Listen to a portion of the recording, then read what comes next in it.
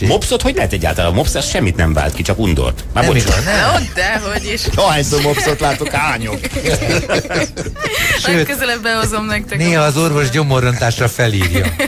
Nem Érdekes mopszot.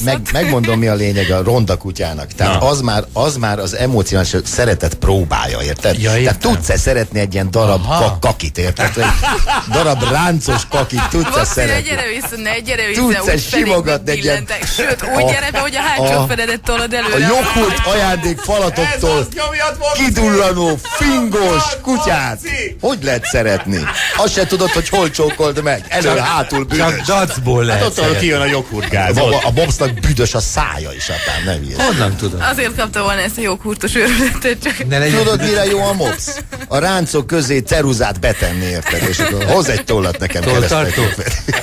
Nem? Mozgó tolltartó? Vagy a szemceruzát. Na jó, lépjünk ezen túl, mi van?